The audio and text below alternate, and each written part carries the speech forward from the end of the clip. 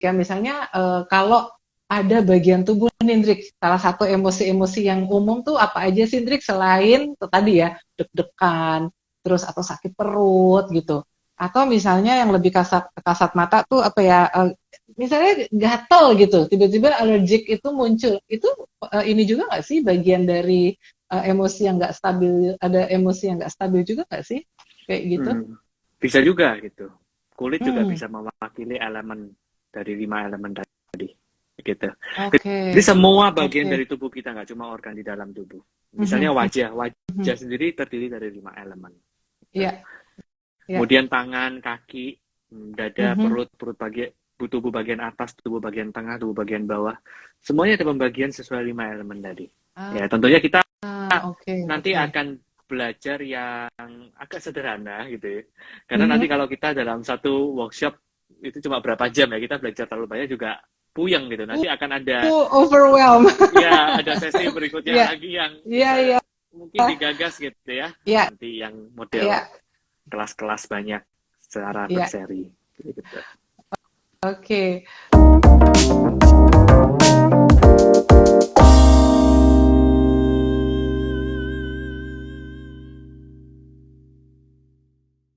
Nah, sebelum aku mulai masuk ke topik, aku mau memperkenalkan lagi nih Hendrik ke teman-teman Mindful Egg ya. Siapakah dia? Oh, oh, siapa dia?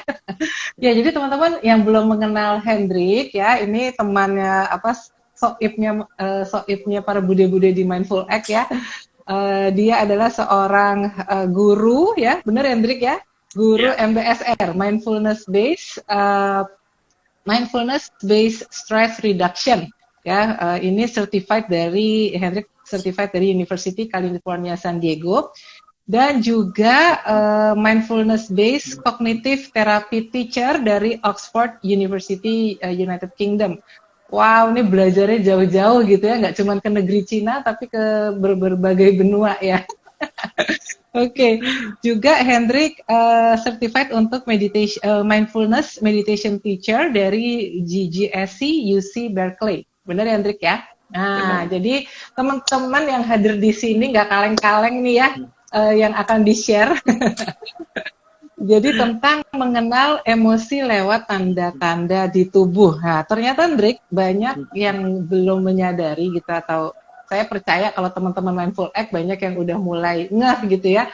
Tapi mungkin juga banyak yang belum tahu nih, dan bahkan mungkin nggak sadar kalau ada keterkaitan yang erat antara tubuh fisik dan emosi kita ya. Jadi karena sebagai sebuah sistem keduanya saling terkoneksi. Jadi kalau kita secara emosi lagi nggak stabil, ternyata tubuh itu yang sangat cerdas ini udah memberikan tanda-tanda gitu kan, bener nggak Benar, Andrik ya? Seperti itu benar. ya. Nah, jadi that's why kenapa ini jadi penting untuk diketahui, karena ini semua harus diselaraskan, diharmonisasikan ya. Karena kalau enggak, ya itu tadi jadi banyak penyakit. Nah, malam ini yang kita akan bahas tapi justru dari tentang apa elemen-elemen di dalam tubuh kita yang base-nya nih yang kita pemahamannya dari metafisika Cina. Nah, belajarnya kemana-mana, tapi hari ini kita bahas justru tentang metafisika dari Cina ya, Drik ya. Iya, Nah, gitu. mungkin Coba sedikit Drik cerita. ya Monggo, silahkan. latar belakangnya saya tambahin sedikit. Jadi Yes. selain saya studi mindfulness modern, saya sebenarnya juga Ya. studi tentang meditasi Tao dari Oh, oke. seorang guru Taois ya dari Jenchen Loman di Hong Kong. Kemudian Ah, saya juga tuh kan. punya guru dari silsilah kita bilang apa ya, Tantra Timur di Jepang. Jadi Anda bisa lihat fotonya di Instagram saya juga. Nah, tuh jangan lupa teman-teman follow Instagramnya Hendrik Tanuwijaya, Hendrik_Tanu ya, kalau nggak salah, Benar. betul ya Hendrik ya? Ya, Ya, jangan lupa follow, karena di situ teman-teman akan bisa menambah pengetahuan dan wawasan yang lebih luas lagi terkait dengan mindfulness ini ya, karena ini kita ngobrol dengan ahlinya gitu. Nah, Hendrik, kan kalau menurut metafisika Cina gitu ya, katanya tuh badan kita tuh terdiri dari banyak elemen yang terkait dengan alam ya, nature gitu ya. Ada api, ada air, kayu, logam ya. metal dan juga satu lagi apa tuh Hendrik namanya? Kayu, api, air, ya, betul ya. Jadi ada 5. Nah, ini gimana Hendrik ceritanya? Boleh dibahas nggak nih? Apakah betul-betul ada api yang menyala-nyala di dalam tubuh kita? Atau ada gerojokan sewu di dalam tubuh? Oke, Hendrik, silakan. Thank you Mbak Tata buat pertanyaannya. Chinese Metaphysics atau metafisika Tiongkok itu ingin membahas unsur penyusun daripada alam semesta. Nah, di dalam alam semesta nggak cuma tubuh kita ya, ada kesadaran kita, ada juga lingkungan di sekitar kita. Jadi cabang dari metafisika Tiongkok sendiri itu ada banyak. Orang pada tahunya itu pengobatan aja, sebenarnya enggak. Cabangnya ada 5 gitu ya. Pengobatan, kemudian divination, kemudian Pazi yaitu untuk mendeteksi bagaimana jalan hidup kita ya selama kita hidup di muka bumi. Kemudian juga ilmu meditasi atau olahraga selain pengobatan. Jadi pengobatan dan meditasi olahraga ini berbeda cabangnya. Nah kemudian cabang yang juga saya pelajari itu adalah studi untuk melihat rupa, yaitu termasuk feng shui atau hong shui. Ya. Waduh. Itu dia. Feng shui dan hong shui menarik juga nih ya. Bisa panjang pembahasan kita, Hendrik ya. Iya. Mari kita kembali dulu ke laptop. Terus Hendrik. Jadi kelima hal ini muncul karena orang Tiongkok dulu ingin mengetahui tentang bagaimana alam semesta bekerja. Jadi jangan disikapi sebagai klinik gitu ya. Meskipun mungkin di dunia modern ini masih belum terbukti. Tapi kita mau lihat dulu bahwa ternyata zaman dulu orang itu begitu berdedikasi untuk tahu bagaimana caranya mereka bisa tahu unsur penyusun alam semesta ini buat apa. Tentunya untuk membantu kehidupan mereka ya. Supaya selama hidup di dunia itu lancar, sejahtera, dan juga bahagia. Itu intinya. Dan apa yang mau kita bahas hari ini, atau mungkin nanti di workshop yang nanti bareng Mindful Act, itu adalah lebih ke arah bagaimana kita bisa memahami metafisika Tiongkok ini dari segi ilmu mengelola emosi yang termasuk berarti meditasi. Gitu. Meskipun nanti mungkin kita akan menyinggung organ tubuh, which is berkaitan juga dengan olah tubuh, tapi kita tidak terlalu banyak di sana. Kita akan belajar lebih banyak bagaimana masyarakat Tiongkok pada saat itu memetakan emosi itu dengan begitu terstruktur. Ya. Sehingga kita ketika tahu bagaimana cara memilah-milah ataupun mengetahui cara kerja emosi ini, diharapkan nantinya kita bisa terampil pada saat bertemu dengan emosi yang intens. Dia nggak jadi korban lagi. Begitu. Gak menebak-nebak ini kenapa sih ya, kenapa kok perutku tiba-tiba sakit pas aku lagi lagi cemas kayak gitu-gitu kali ya, dan itu soalnya selama ini mungkin kita sebagai orang modern terus yang tinggal di kota besar gitu ya, kayaknya udah jauh dari ilmu kebijakan-kebijakan seperti itu, agak lost gitu ya Hendrik ya. Jadi kita coba kembali memahami itu. Luar biasa ini para leluhur ya. Apalagi kita tuh sering terbagi antara memikirkan tubuh dan pikiran itu seolah-olah itu adalah dua hal yang berbeda. Sebenarnya kalau kita lihat bahasa ataupun aksara Chinese daripada kesadaran, itu Shen. Itu kata-katanya mirip dengan bahasa Chinese-nya tubuh, yaitu Shen. Kenapa lafalnya mirip? Secara aksara mirip ya berarti ya? Secara aksara juga sebenarnya berbeda, tapi bunyinya mirip. Kemungkinan ada sesuatu mengapa sengaja dimiripin bunyinya. Begitu. Nah, dan ternyata memang sekarang tubuh dan pikiran itu kan tidak lagi dipisah-pisah. Jadi body mind itu termasuk dari zaman Tiongkok dulu gitu. Bahkan kalau kita belajar fisika kuantum, itu antara tubuh, kesadaran dan lingkungan kita itu sebenarnya saling berkaitan. Sama dengan apa yang berusaha ditemukan oleh para leluhur di zaman dulu di Tiongkok. Jadi urusannya ketika penyembuhan itu tidak lagi urusan pikiran aja, tapi juga urusan badan, juga urusan Hong Shui gitu. Mungkin itulah mengapa saya itu akhirnya suka olahraga gitu ya, suka meditasi, belajar Hong Shui juga, belajar juga tentang Pazi. Karena saya lihat penyembuhan itu mesti holistik gitu, nggak cuma tentang diri kita. Dan fisika kuantum juga ingin mengatakan bahwa sebenarnya atom di tubuh kita ini tidak terpisah dengan atom di lingkungan kita sendiri gitu. Dan bagaimana kita bisa mempersepsi dunia seperti ini itu kan juga dari panca indera kita. Which is panca indera kita itu juga adalah 5 elemen tadi yang disebutkan Mbak Tata. Jadi antara luar dan dalam itu saling berkaitan. Itu dia.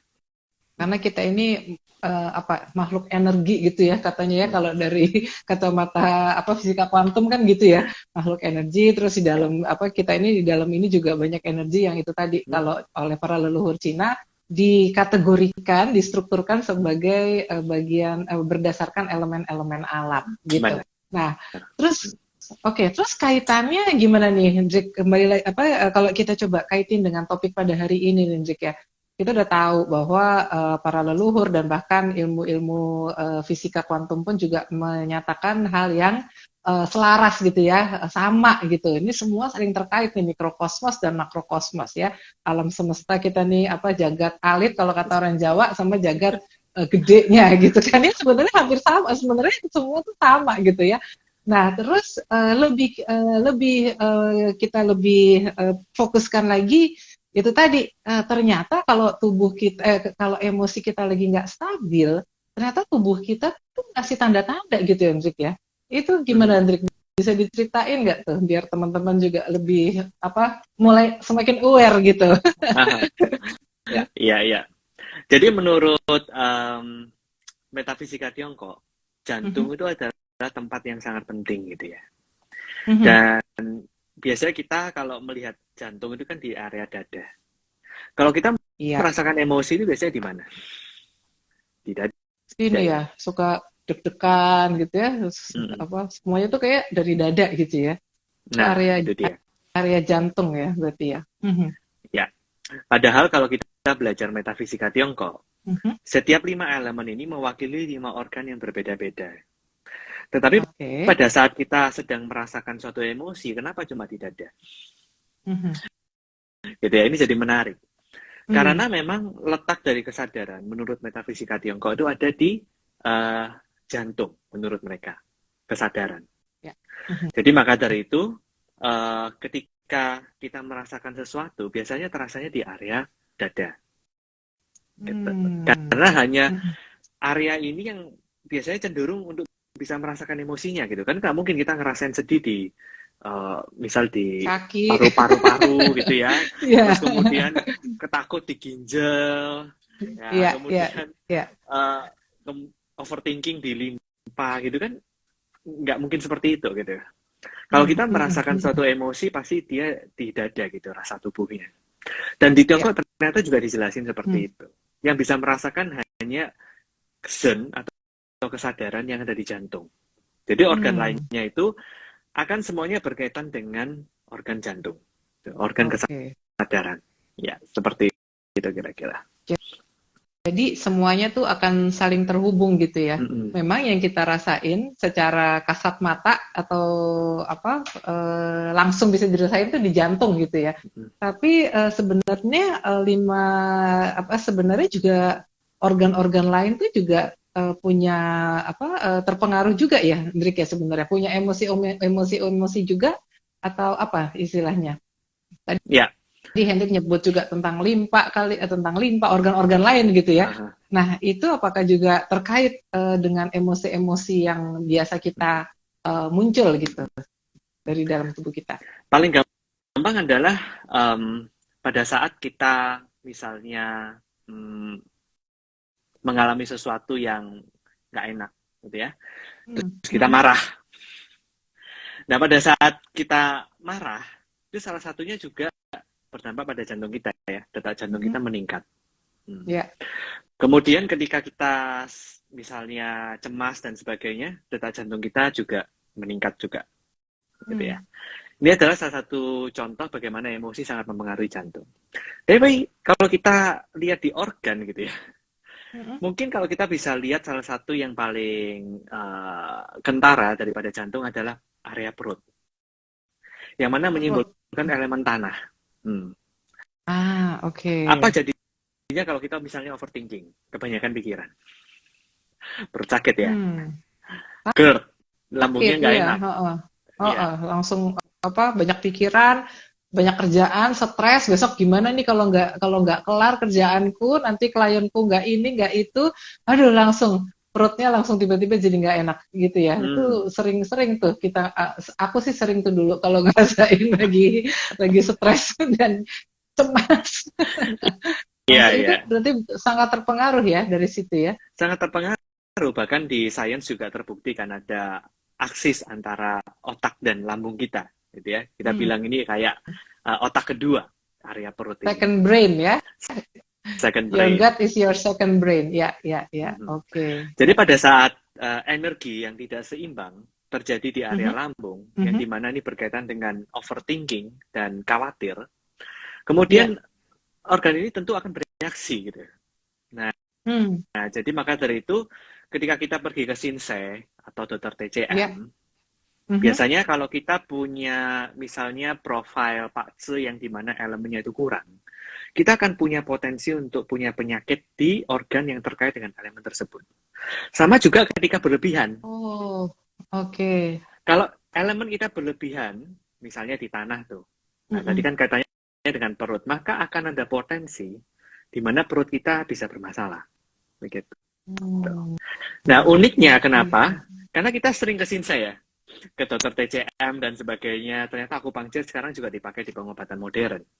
Uniknya adalah apa yang biasanya didiagnosa di Shinsei, dokter TCM, traditional Chinese medicine, itu ternyata bisa cocok dengan apa yang dibaca di Pak Tse, yaitu sistem untuk kita bisa membaca interaksi elemen yang membawa pengaruh pada nasib kita selama kita hidup. Gitu, itu bisa cocok. Sinkron gitu ya, berarti ya, ada sinkronitas di situ berarti ya. Sinkroниtas. Bahkan beberapa orang akan menanganinya dari segi misalnya Hong Shui-nya, tapi kita nggak bahas itu. Jadi holistik antara pikiran, tubuh, dan ruang di sekitar kita handle semuanya. Gitu. Wow, luar biasa ya. Karena semuanya saling terkait gitu ya. Dan menurut metafisika Cina ini dan juga TCM ya berarti ya, ini organ-organ tubuh ini yang tadi Hendrik sebutkan itu juga direpresentasikan dengan simbol-simbol alam itu tadi gitu ya. Kalau perut tadi kalau nggak salah tanah ya, Hendrik ya. Kaitan disebutnya sebagai elemennya tanah gitu. Kalau jantung berarti apa, Hendrik? Dia mau diwakili oleh elemen apa tuh kalau jantung? Oke, kalau jantung itu api. Jantung tuh api. Terus tanah itu perut. Terus kalau logam tadi metal tuh paru-paru. Logam itu paru-paru. Kemudian air itu di mana? Air di ginjal. Oh, oke. Terus satu lagi apa ya tadi, Hendrik ya? Kayu. Nah, kayu itu di mana tuh, Hendrik? Di lever. Di lever ya. Iya. Oh, oke. Jadi kalau dikaitkan ya. Jadi kalau kita melihat profiling kita lewat Pak Tse ya kalau nggak salah ya tadi ya. Pak Tse itu bisa kelihatan ya elemen saya tuh yang dominan apa gitu berarti atau seperti itu kah? Kelihatan banget. Jadi yang dominan apa, yang kurang apa, dan elemen apa yang kita butuhkan untuk menyeimbangkan semuanya. Itu ada semua di Pak Tse. Dan nanti kalau teman-teman yang ikut workshop bareng Mindful X dengan saya, nanti akan ada kesempatan buat secara emosi profiling Pak Tse Anda akan saya baca. Bisa nggak bahas yang lain ya? Iya. Nah, ini jadi sekalian mau kasih tahu ke teman-teman dulu sebelum kita lanjut ya, Hendrik ya. Jadi teman-teman Mindful X pada tanggal 5 Maret nanti Mindful X akan mengadakan workshop ya. Pembicaranya Hendrik gitu ya. Nanti kita judul temanya workshop itu sendiri lebih kepada tunggu, kok aku jadi lupa judulnya. Sebentar ya. Kebanyakan catatan nih kita nih. Oke. Jadi kita akan masuk ke dalam workshopnya yang berjudul, tuh kan kenapa saya lupa mencatat? Jadikan Jadikan emosi alat untuk sembuh dan tumbuh. Betul ya? Ya. Nah, jadi teman-teman ini akan berbentuknya hybrid event. Jadi ada online dan juga ada offline ya. Nah, untuk offline memang terbatas jumlahnya. Jadi buruan daftar, klik link bio-nya Mindful Act ya untuk pendaftarannya. Seperti yang tadi Hendrik sampaikan, di workshop offline nanti Hendrik akan membacakan ya beberapa profil dari teman-teman untuk mengetahui emosi-emosi berdasarkan Pak Ci dan bagaimana untuk menyelaraskannya gitu ya, Hendrik ya. Jadi ketahuan ya, kalau aku jangan-jangan ternyata nih elemen fire-nya atau api jadi terlalu besar, jadi harusnya tuh kita gimana gitu kan ya, pantesan nih rasanya sering marah gitu kan ya, sering terpicu kalau melihat hal-hal yang nggak beres misalnya gitu ya. Nah itu tuh bisa ada kaitannya juga gitu ya, Hendrik ya. Iya. Okay. Dan kadang juga tidak sesederhana misalnya tadi kita kan berbicara tentang bagaimana lambung itu terkait dengan emosi khawatir, kemudian overthinking dan sebagainya. Bukan cuma sekedar itu aja. Kita nanti di workshop juga belajar interaksi antar kelima elemen ini. Kenapa? Karena sebenarnya ketika kita misalnya overthinking, yang terdampak itu bukan cuma organ yang terkait dengan elemen tersebut, tapi juga yang terkait dengan elemen lainnya yang nanti berinteraksi dengan elemen tanah tersebut. Ya, jadi sering ya kalau kita kadang psikosomatis itu ngerasanya bisa di mana-mana, atau mungkin kalau Anda punya sakit fisik bisa merembet kemana-mana juga. Itu kenapa? Karena ada interaksi antar elemen ini. Jadi tidak sesederhana, berarti kalau saya overthinking yang kena cuma perut, enggak. Bisa organ yang lain. Dan misalnya kalau kita overthinking, apakah itu tidak berdampak dengan emosi kita yang lain? Bisa berdampak juga. Gitu. Misalnya, kalau saya misalnya cenderung marah terus, gitu misalnya. Nanti lama-lama kalau saya mengerjakan sesuatu itu kan saya selalu lakukan dengan menggebu-gebu. Gampang terpukau, gitu. Misalnya gampang kagum. Seperti itu juga ternyata mempengaruhi emosi yang terlalu besar, apa istilahnya? Misalnya katakanlah apinya terlalu besar itu juga bisa bentuknya kayak itu tadi ya, excitement yang terlalu wow gitu, itu juga bagian dari itu berarti ya, Hendrik ya. Iya. Kayak tadi terus terpukau terus ini, nah itu juga sebenarnya nggak baik juga kan atau gimana? Oke. Bisa generate another emotion atau gimana, Hendrik, kaitannya? Sebenarnya interaksi emosi ini adalah sesuatu yang menyehatkan.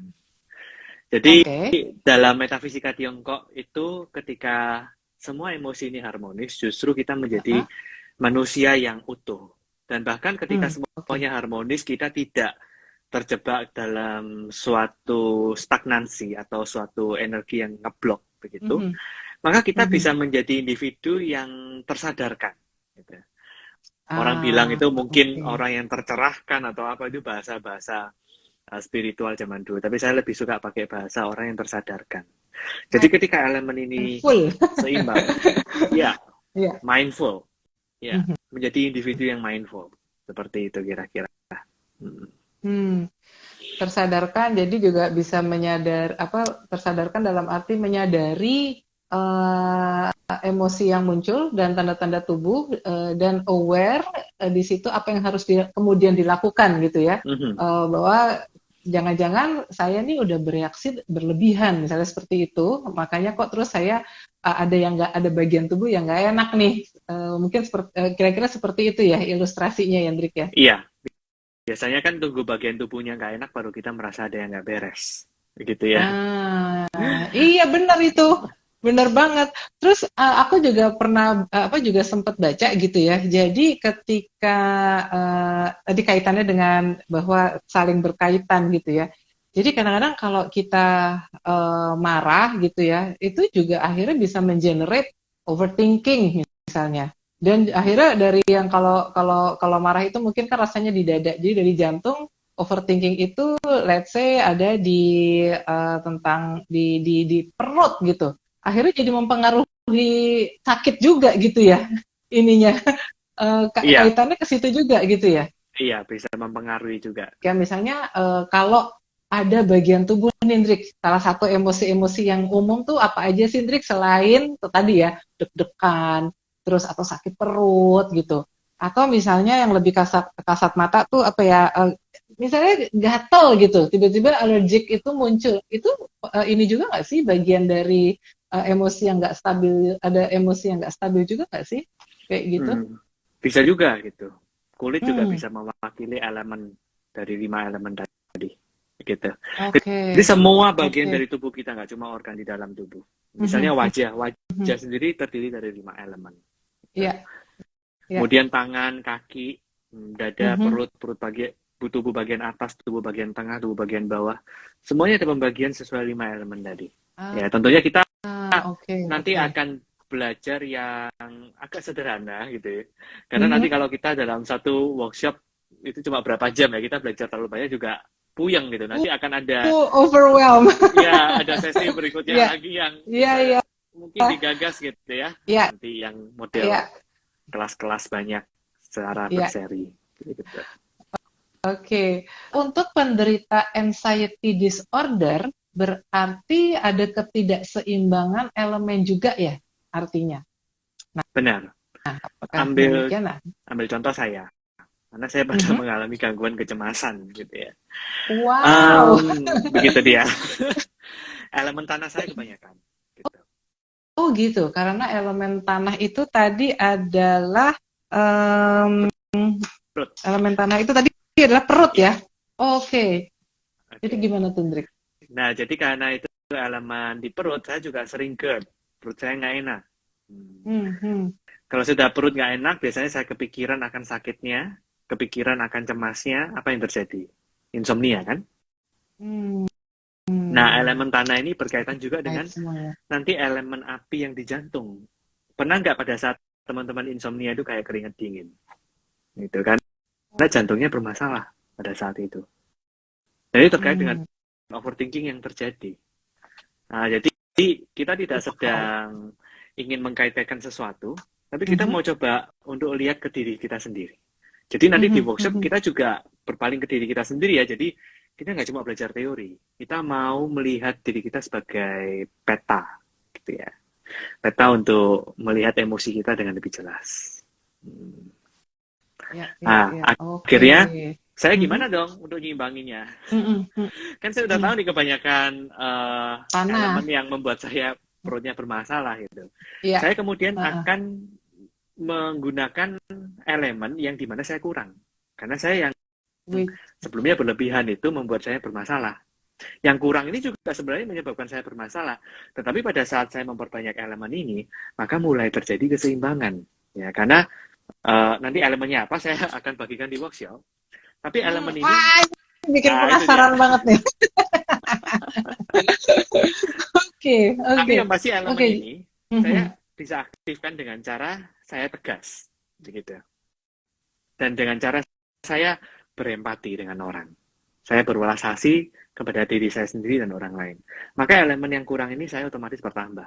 Dan kemudian terjadi keseimbangan. Ya, jadi emosi ini juga tidak sekedar tentang marah, cemas, itu enggak gitu. Karena emosi-emosi ini juga punya fase-fase yang berbeda-beda juga. Misal marah itu punya fase yang banyak. Nah, kita juga mau belajar tentang hal itu nanti di workshop. Iya. Wow, ini luar biasa sih ya. Di sini benar-benar kita lihat dari ceritanya Hendrik barusan gitu ya, kita bisa melihat benar-benar keterkaitan antara tubuh gitu ya, emosi yang muncul dan bermasalahnya di mana, terus kelihatan yang kurang itu di elemen apa, dan itu bisa cara menanganinya ternyata juga dengan mengaktifkan beberapa emosi dan perilaku juga gitu kan ya. Ini semua emang saling terkait ya, Hendrik ya? Iya, saling terkait. Jadi kita nggak bisa lihat satu elemen. 5 elemen ini adalah sesuatu yang mesti kita berdayakan. Begitu. Betul, karena saya percaya ini kan semua terkait gitu ya. Ketika emosi ngaco, tubuh juga ngaco, akhirnya perilaku kita juga ngawur gitu kan ya. Jadi gampang, misalnya yang bermasalah ternyata misalnya levernya ya, which is itu banyak anger misalnya. Perilaku kita pun juga jadi bisa-bisa kalau nggak dikelola dengan baik, yaitu tadi ya, bisa gampang marah, senggol bacok kalau kata anak sekarang gitu kayak. Seperti itu ya, reaksi-reaksi melalui perilaku kita bisa sampai ke seperti itu ya, Drik ya Iya. berarti. Biasanya kenapa permasalahan ini bisa sampai di perilaku dan kemudian nggak selesai-selesai? Mm-mm, Karena mm-mm, dalam pandangan metafisika Tiongkok, sesuatu yang bersifat stagnan atau terhenti itu mm-mm. menyebabkan masalah. Hmm. Sama seperti di Oke. rumah nih, di rumah ini udaranya nggak ngalir, apa yang terjadi? Ya, kemudian kita akan merasa sesek kan, nggak enak tinggal di rumah ini. Darah Iya, kita juga heeh, butuh heeh. mengalir di badan supaya semuanya bisa dengan lancar terjadi. Mm-mm, Ya, mm-mm. jadi Iya. semuanya butuh bergerak, ya, tubuh kita juga butuh bergerak. Maka dari itu energi-energi tadi kalau bisa kita belajar untuk tidak macet di satu tempat.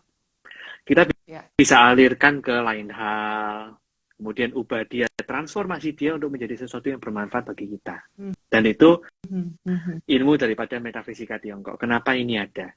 Jadi ilmu ini bukan untuk nakut-nakutin kita. Karena sering kali gitu ya, karena saya sering baca hongxi orang. Orang-orang bilang, wah jangan dibuka, nanti daripada saya kepikiran.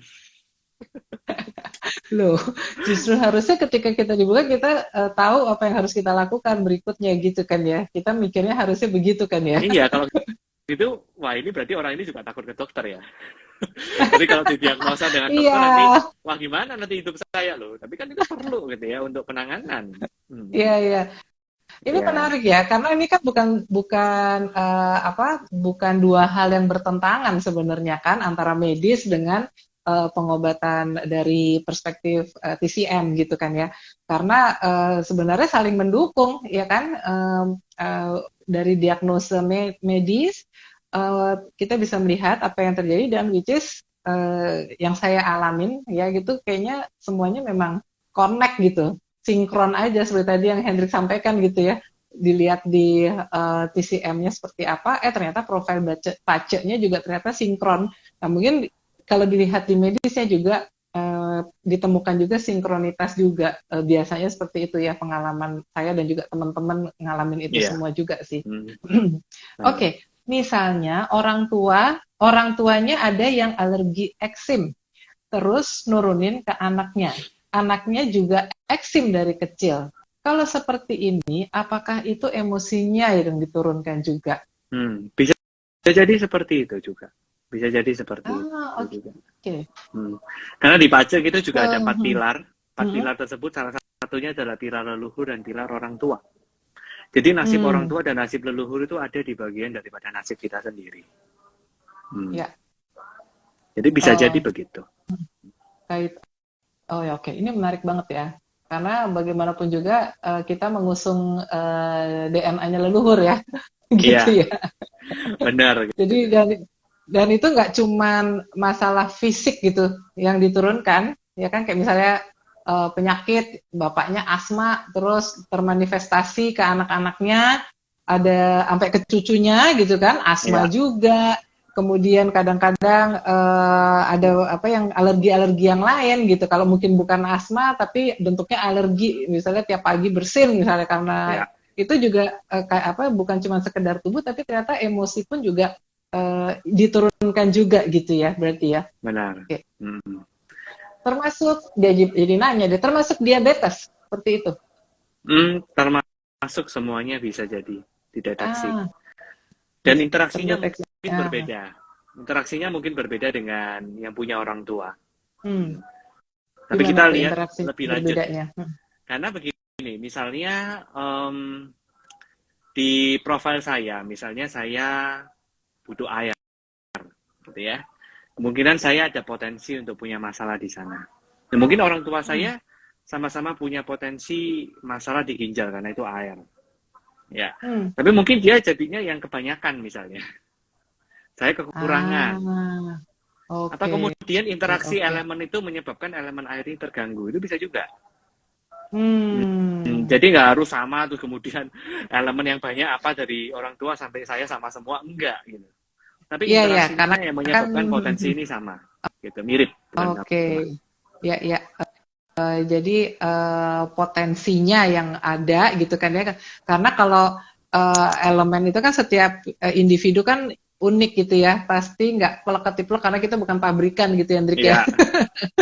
Karena kita bukan pabrikan, dan ketika kita hadir di alam semesta ini juga faktor alam semesta pada saat kita lahir itu juga mempengaruhi keseluruhan diri kita gitu, yang betul begitu nggak, Hendrik? Iya. Ya.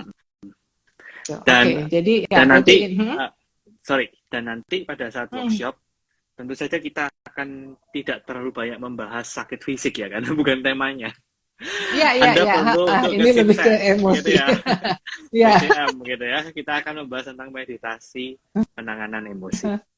Ya, kunci untuk kita bertumbuh. Bahkan bukan penanganan ya, bahkan menggunakan emosi untuk menangani emosi. Oke. Terus, nah, Hendrik, apa sih dampaknya kalau tadi energi di dalam tubuh tadi itu ya, kelima elemen ini itu tidak balance atau tidak selaras? Itu dampaknya apa bagi secara holistik di tubuh kita, tubuh fisik dan tubuh emosi? Yang pasti akan mengganggu kesadaran. Gitu. Jadi apapun ketidakseimbangan di elemen-elemen Anda, itu akan menyebabkan ketidakseimbangan di area jantung, tempat dari kesadaran yang paling utama ini. Jadi mengapa ketika emosi kita tidak seimbang, kemudian kita kena gejala kecemasan misalnya, kemudian kita depresi, mungkin kita bipolar, manic, dan kemudian depres. Kenapa? Karena ada ketidakseimbangan ini yang menyebabkan kesadaran kita tergoncang. Maka dari itu kita mau untuk mengokohkan kesadaran ini dulu dengan bermeditasi, dengan mindfulness. Dan tentu saja ketika ini berkepanjangan, nantinya juga akan berdampak ke fisik kita sendiri. Yang mana tadi kita sudah bahas, mungkin akan jadi masalah, ada jadi potensi penyakit di badan kita kalau 5 elemen ini tidak seimbang. Begitu. Dan kita itu juga enggak. Kenapa? Ya, lanjutin dulu, nggak apa-apa, lanjutin dulu.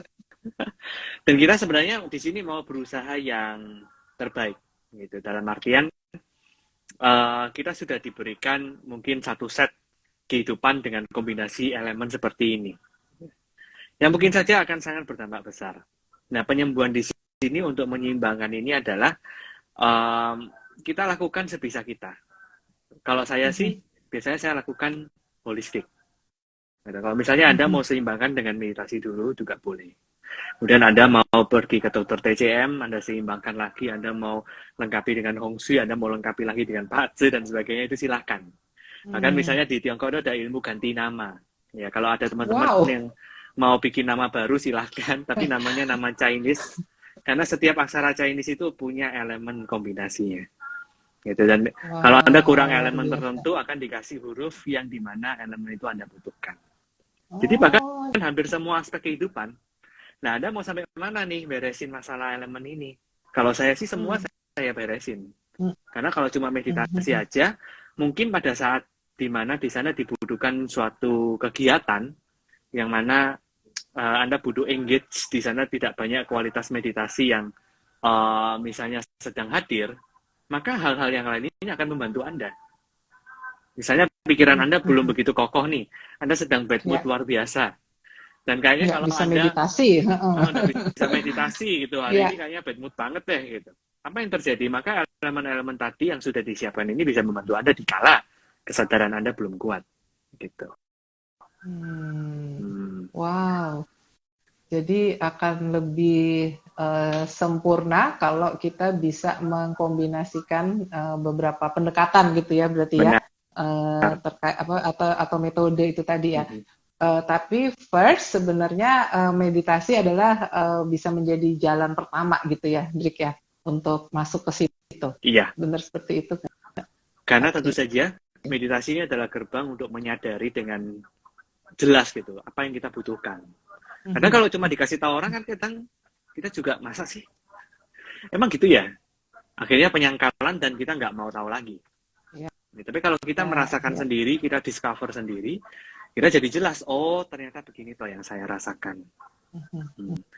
Nah, maka dari itu dinamakan meditasi penyadaran, karena kita diminta untuk sadar terlebih dahulu. Dan posisi ini saya lihat itu ada di posisi pertama biasanya. Kenapa? Karena kita perlu sadar dulu. Kalau kita nggak sadar, kalau kita menggunakan ilmu yang lain tapi kita nggak sadar, apa yang terjadi? Malah takut-takutan kan? Iya, bypass ya, kan kita jangan sampai kita bypass gitu loh, ya kan ya. Iya. Oh, saya ubah ini, saya udah begini kok masih nggak bisa ya. Ya Anda sadar nggak? Ya, kehidupan Anda masih dikendalikan oleh kebiasaan otomatis nggak? Atau Anda sudah sadar bahwa arah Anda ke sana? Begitu.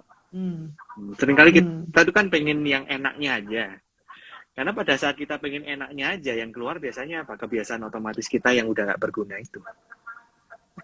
Kebiasaan otomatis yang tidak berguna. Betul. Moda otomatis yang sangat menjebak itu tadi, ya kan ya? Iya, dan itu berarti kita sudah dijajah oleh 5 elemen yang tidak seimbang tadi. Karena semua itu karena ada ketidakseimbangan di dalam tubuh itu sendiri yang sebenarnya kita nggak sadari itu tadi ya. That's why membangunkan kesadaran itu menjadi langkah pertama, dan meditasi bisa membantu kita untuk sampai ke situ. Makanya nih Mindful X selalu ya menganjurkan kalau sebelum ngapa-ngapain, ngadep misalnya lagi tiba-tiba kondisinya lagi nggak enak, ayo kita stop dan napas dulu gitu ya. Kalau di meditasi gitu juga kan Hendrik ya? Apakah seperti itu juga? Ya, nanti itu pun kita juga mau integrasikan dengan latihan 5 elemen tadi. Dan itu benar, kita mesti stop dulu. Ya, stop dulu. Napas orang dikasih gratis kok ya sama Sang Pencipta ya. Dikasih oksigen dan itu udah cara yang paling sederhana dan bisa dilakukan oleh siapa aja selama dia masih hidup gitu kan. Ini kan anugerah kehidupan kan, nafas itu ya. Kalau udah nggak nafas bayangin dong. Nah, nanti kita juga mau bahas kenapa nafas itu penting. Kenapa nafas itu penting untuk menyeimbangkan emosi. Kita juga akan belajar itu. Ya. Karena emang itu jangkar kita untuk kembali ke karena kita percaya gitu kan, semua itu harus kembali dulu kepada diri sendiri, kepada menyelam ke dalam diri dulu ya, untuk mengetahui dan untuk menyadari. Dan memang teman-teman kalau hanya cuman cuman dapat teorinya gitu, ya tahu sih, ternyata punya 5 elemen, lalala gitu kan ya. Tahu di dalam tubuh bisa berakibat seperti ini, seperti itu. Tapi ketika kita tidak mengalaminya sendiri, itu menjadi hal yang akhirnya cuma hanya jadi pengetahuan semata gitu ya, karena kita nggak tahu bagian mana sih yang kita rasain. Nah, nanti Hendrik di workshop juga akan membantu kita tadi yang sudah disampaikan melalui latihan-latihan yang melalui meditasi tadi gitu ya Hendrik ya. Dan juga bagaimana caranya kita nanti membalance gitu. Nah, oke. Pertanyaan yang terakhir nih Hendrik ya. Kita udah ngomongin nih metafisika Cina, udah ngomongin elemen-elemen ya, terus bagaimana kita nanti bisa mengenali tanda-tanda tubuh, mengenali emosi lewat tanda-tanda di dalam tubuh, di tubuh kita. Terus udah ngomongin workshop. Nah, aku kemarin dengar selentingan sih. Ini tentang Hendrik nih. Kakak lagi bikin buku Hendrik tentang Borobudur, benar? Benar. Waduh, coba cerita dikit dong, Hendrik. Kan Borobudur nih kan salah satu cagar budaya yang luar biasa ya, kebanggaan Indonesia. Terus kemudian ini salah satu candi Buddha ya kan, betul ya, candi Buddha. Dan di Hendrik katanya lagi menulis tentang Borobudur ini gitu ya. Nah, coba dong cerita sedikit, Hendrik, sebelum kita udahan nih. Apa yang mau disampaikan lewat buku itu? Jadi buku saya ini mungkin akan membahas Borobudur dari sudut pandang yang belum pernah dibahas orang-orang lain di dunia ini. Waduh, pasti keren banget. Ya bukan berarti saya tiba-tiba baru ya, enggak ya, saya enggak baru enggak. Ada banyak daftar pustaka yang saya pakai, tentunya dari banyak sekali sejarawan yang kredibel. Ya. Kebetulan saya juga mempraktekkan suatu silsilah yang bersinggungan dengan Borobudur ini. Gitu. Jadi saya ingin membawa candi ini supaya bisa dimaknai sebagai sesuatu yang relevan dengan kehidupan kita. Termasuk dengan kehidupan emosional kita yang mau kita bahas di workshop nanti. Tadi. Ya. Oke. Jadi nanti kan rencananya sih kemarin kan Mindful Egg udah ngajak saya buat bikin kelas berseri itu. Nanti di sana akan saya kaitkan juga dengan Borobudur dan mengapa ini penting, gitu. Bagaimana Borobudur ini bisa berkaitan dengan bahkan peradaban di satu dunia, gitu. Itu kira-kira hints-nya. Dunia, bukan Nusantara doang berarti ya? Bukan Nusantara doang. Dunia. Mendadak sebagai orang Indonesia, aku membuncah-buncah nih, ada excitement di dada. Berarti apa nih, joy ya kan, heart-nya apa, fire-nya tiba-tiba lonjak-lonjak. Iya, fire-nya excitement sekarang. Iya, mungkin karena pakai baju merah juga ya. Benar tuh, saya air nih, air. Hari ini air ya. Iya teman-teman, aku mau spill, aku disuruh sama Hendrik pakai baju merah. Apalagi kalau lagi urusannya pekerjaan, karena elemen water aku terlalu banyak, bener Hendrik ya? Jadi nggak apa-apa. Kita coba, nanti kita kalau sudah ada bukti-buktinya, saya boleh cerita deh nanti. Aku cerita sama Hendrik juga. Oke, Hendrik, jadi kita udah sampai nih di penghujung. Senang banget. Thank you banget atas waktunya, ya. Atas waktunya di hari ini, terus juga atas kesediaannya juga untuk bersama-sama Mindful Egg. Ya, kita bersama-sama mengajak teman-teman, terutama generasi muda Indonesia gitu ya, untuk membangkitkan kesadarannya supaya menjadi orang-orang yang bisa menjadi arsitek kebahagiaan bagi diri sendiri. Ya kan, kalau semuanya harmonis gitu kan ya, semuanya selaras, emosi, tubuh, pikiran, jiwa, mind, body, and soul ini selaras, makanya mudah-mudahan kebahagiaan itu bisa kita capai gitu ya. Oke, teman-teman, terima kasih atas kehadirannya. Oke, saya Hanindita Setiaji, salah satu founder dari Mindful Egg. Atas nama teman-teman Bude-Bude Mindful Egg mengucapkan terima kasih kepada teman-teman yang udah hadir, juga kepada Hendrik. Sampai jumpa. Terima kasih. Thank you banget semuanya. Sampai ketemu. Bye-bye.